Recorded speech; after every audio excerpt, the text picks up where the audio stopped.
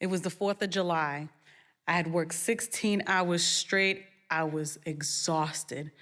I came and plopped myself on my mother's couch, and my 7-year-old son walked in with a basketball on his hand. He sat across from me with a sad look on his face. I asked, "What's wrong?" He mumbled, "Nothing," and was avoiding eye contact with me. I asked, "Why aren't you outside playing basketball with your friends?" And he said, "Because I can't tell the difference between the firecrackers and the gunshots."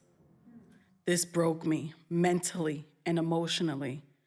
How could I let this happen? I was failing my son, I failed as a mother, and I was robbing my son of his childhood, just as I had been robbed of mine. You see, 11 years old, I came home and I sat on the front stoop waiting for my mother. As the afternoon turned into the evening, the neighborhood kids made fun of me, and they said, "That's why the police took your mama." And "Yeah, she ain't coming back." While I yelled, "Shut up and stop lying," they replied, "We're not lying, but you can sit on that stoop all night looking stupid. That's why you ain't got no mama no more." That day, my mother went to jail for 5 years for selling drugs to support her family. My father had been wrongly incarcerated for a crime he did not commit. And for the next 5 years, I was homeless, couch surfing from family members, friends, strangers, and park benches. And even when my mother came home at 15 years old, I thought everything was gonna be great, but her homecoming came with its own set of complications.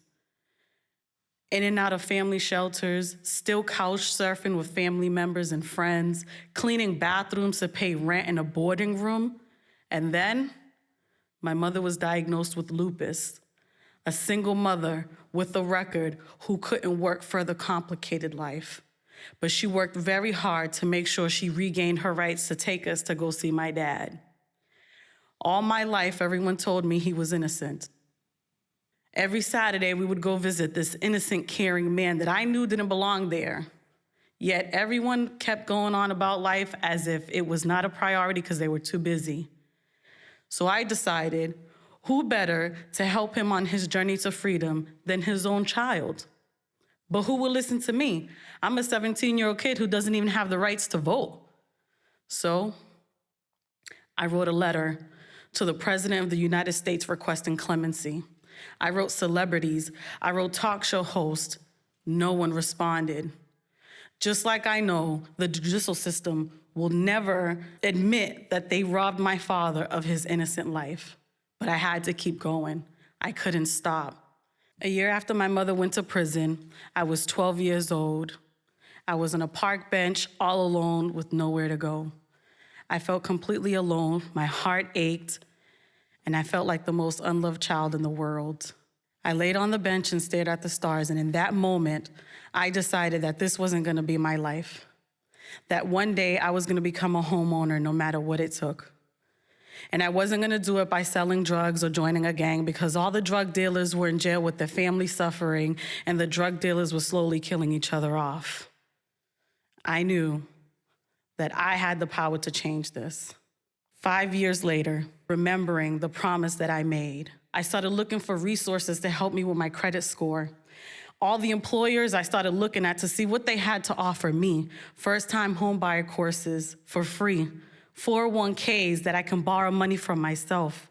I became fiercely disciplined with my finances, and I sacrificed time with my son. I assured him that I was doing this so that we can one day become homeowners. And we talked about our dream house and him having his own room. A year into my house hunting journey, I slowly felt that dream slipping away once again. COVID hit and shut everything down. Mortgage rates more than tripled. My car was totaled, and my father's case became increasingly complicated. And I fell into a great depression that I could not mask. But with my depression on full display, I showed up to every open house looking crazy, sleeping in parking lots in between open houses. My best friend decided that she wasn't gonna watch by and see me give up on my dreams. She worked my house hunting into her work schedule and lent me her car. And just as I was about to give up, I saw a listing. Open house closed in 10 minutes. I put it in my GPS. I made it in 9. And as I'm walking around this house, I'm standing in the kitchen, I'm able to envision my family cooking Thanksgiving dinner. I thanked the agent, walked to my friend's car, called my agent, made an offer. In November of 2022, I closed on my house.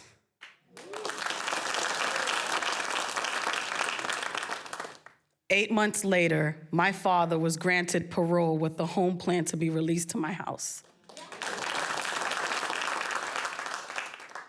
I'm a blessed homeowner who lives with her father and her son, and my greatest accomplishment is being able to watch my son enjoy his room and play basketball safely. Thank you.